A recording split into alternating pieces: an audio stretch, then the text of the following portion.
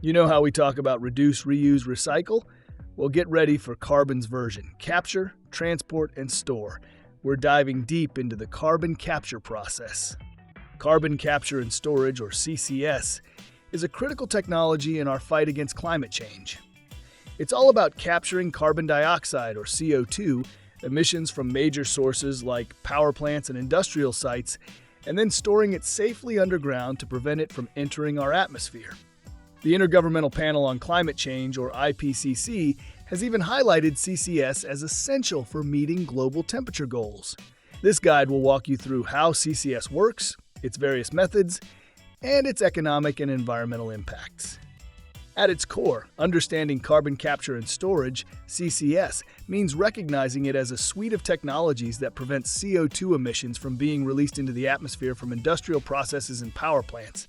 This is vital for mitigating global warming and achieving the ambitious targets set by agreements like the Paris Agreement. The process of CCS involves three main steps. First, capturing CO2 emissions at their source. Second, transporting that captured CO2 to a storage site. And finally, securely storing it underground, preventing it from contributing to atmospheric CO2 levels.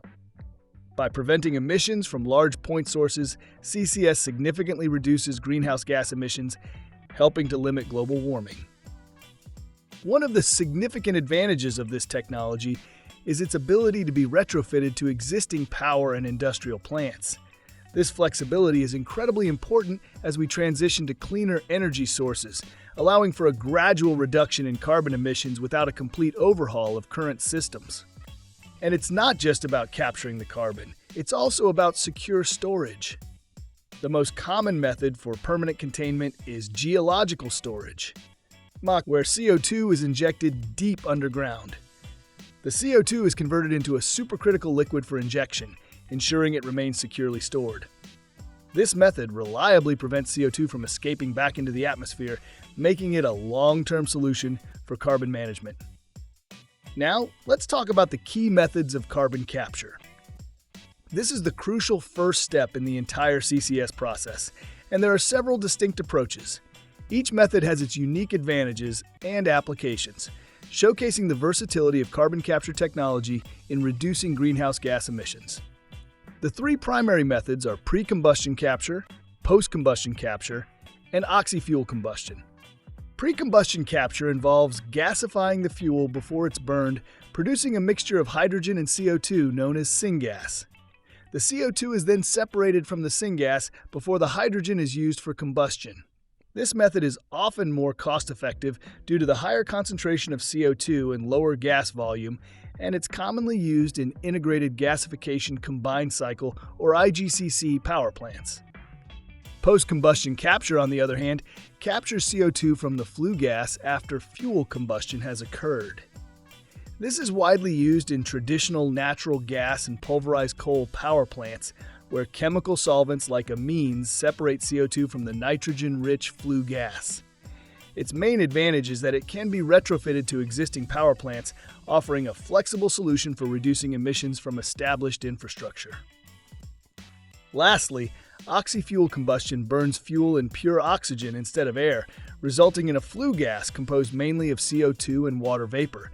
This simplifies the capture process due to the high concentration of CO2 and also reduces nitrogen oxide emissions. It's particularly useful for industries aiming to reduce multiple types of emissions simultaneously. Beyond these, emerging methods like direct air capture are gaining traction. This approach captures CO2 directly from the atmosphere, offering a scalable and cost-effective solution for reducing carbon dioxide levels, even from dispersed sources.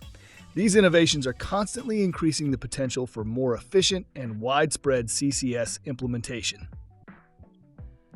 Let's move on to the process of carbon capture and storage itself. It's a multi-step journey, capturing emissions, transporting the captured CO2, and finally, storing it securely underground.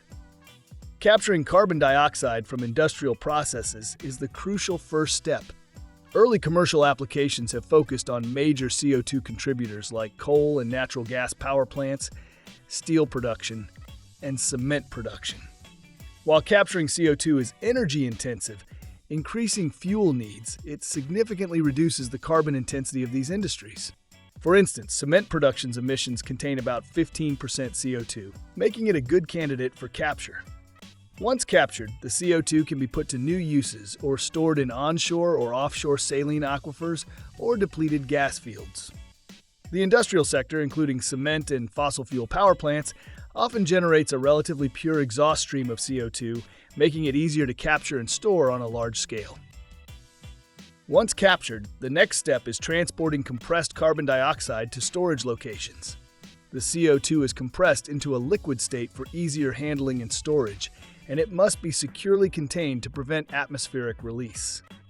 Pipelines are the most common and efficient method for large volumes over long distances. For example, the first large-scale CO2 pipeline in Texas was built to transport CO2 for enhanced oil recovery. The U.S. already has at least 5,800 kilometers of CO2 pipelines. As CCS grows, more pipelines will be needed, requiring significant investment and planning.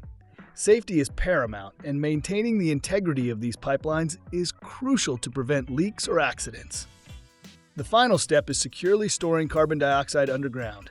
This geological storage involves injecting CO2 into deep underground formations, typically at least 1 kilometer deep. Deep saline formations are a primary storage option, vast underground rock formations saturated with salt water, capable of storing large volumes of CO2 over 800 meters deep. Depleted oil and gas fields also serve as effective storage sites due to existing infrastructure and suitable geological characteristics supporting the reuse of resources. Mechanical engineers are crucial here, designing injection systems and developing monitoring technologies to ensure safe injection and detect potential leaks. These monitoring technologies, including deep and shallow focus systems, enhance the ability to track and ensure the integrity of storage sites, ensuring the long-term security of stored CO2. Now let's talk about the economics of carbon capture. The economic viability of carbon capture is a crucial factor for its widespread adoption.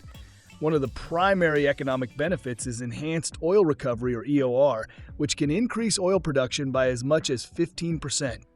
In fact, up to 80% of captured CO2 is used for EOR, making it a significant driver for CCS projects, particularly in the fossil fuel industry. In the United States, a key driver of investment is the IRS Section 45Q federal tax credit, which provides financial incentives and has significantly boosted international investment in U.S. CCUS projects. The transferability of these tax credits also helps developers monetize them and attract greater investment. Location-specific features such as suitable geology and existing infrastructure also play a significant role in a project's economic viability. Ultimately, the economic success of CCS relies on attracting customers willing to cover costs beyond government incentives. Importantly, implementing CCS can also lead to new jobs and industries focused on low-carbon technologies. Stricter regulations and carbon pricing can further enhance CCS's financial attractiveness by increasing the cost of emitting CO2. While CCS offers significant potential, it's essential to consider its environmental impacts.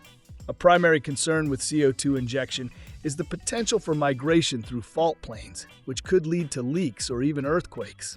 However, impenetrable cape rocks and geochemical trapping mechanisms are crucial for preventing CO2 escape. Research, such as that from the Sackrock oil field, has demonstrated safe CO2 storage with no evidence of leakage, suggesting that EOR wells can effectively contain CO2. This provides a positive outlook for safe CCS implementation. Public skepticism remains a challenge. Some critics argue that carbon capture efforts could distract from the imperative of reducing emissions altogether. Transparency regarding safety, costs, and impacts, along with community engagement, are crucial for gaining public trust and project success. It's also important to acknowledge that not all CCS projects have been successful. A 2022 analysis found that many significant projects did not sequester as much CO2 as anticipated, and some failed entirely. This highlights the need for rigorous project management and continuous improvement. Despite challenges, CCS offers significant environmental benefits, helping achieve global net zero targets and improving air quality. The local health and safety risks of geologic CO2 storage are comparable to natural gas storage if good site selection is practiced. Addressing negative environmental impacts and ensuring safe implementation are crucial for maximizing positive effects. The field of carbon capture technologies is continuously evolving. One promising development is the use of advanced materials like metal organic frameworks, or MOFs, which can significantly improve CO2 capture efficiency due to their higher selectivity and capacity. Innovative designs are leading to more compact and modular carbon capture systems that can be easily integrated into existing industrial setups, increasing accessibility and cost-effectiveness. Direct air capture technologies are also proving scalable and cost-effective, offering a solution for capturing CO2 directly from the atmosphere, even from dispersed sources. Mechanical engineers are crucial in advancing these technologies, designing and optimizing compressors, heat exchangers, and pressure vessels to improve efficiency and reduce energy consumption. The future of carbon capture involves developing more efficient, cost-effective, and scalable technologies. Mineral carbonation, reacting CO2 with minerals for storage, is another promising method that could expand secure storage options. Finally, CCS plays a crucial role in a circular carbon economy. In this model, carbon isn't just a waste product, but a valuable resource. By capturing CO2 emissions and utilizing them in various industrial applications, CCS supports the transition to a more sustainable and circular economy. One promising application is the production of synthetic fuels, where captured CO2 can be converted into methanol for fuel or chemical processes, reducing demand for fossil fuels. CCS also supports renewable energy by offsetting emissions during the transition to cleaner sources, helping manage emissions from existing fossil fuel infrastructure. Mechanical engineers contribute to developing systems for carbon utilization and recycling, turning a potential waste product into a valuable resource. In summary, carbon capture and storage is a vital technology for reducing carbon emissions and combating climate change. By capturing, transporting, and storing CO2 emissions, it prevents them from entering the atmosphere and contributing to global warming. Advancements in materials, innovative designs, and direct air capture are making CCS more efficient, cost-effective, and scalable. Its role in a circular carbon economy further highlights its potential to transform carbon management and create a more sustainable future. The importance of CCS in achieving global net zero emissions and improving air quality cannot be overstated, and continued investment in engineering expertise will be crucial in harnessing its immense potential. If you're seeking expert engineering support and insights, follow us on LinkedIn, Instagram, and Facebook to stay updated with our latest innovations and services.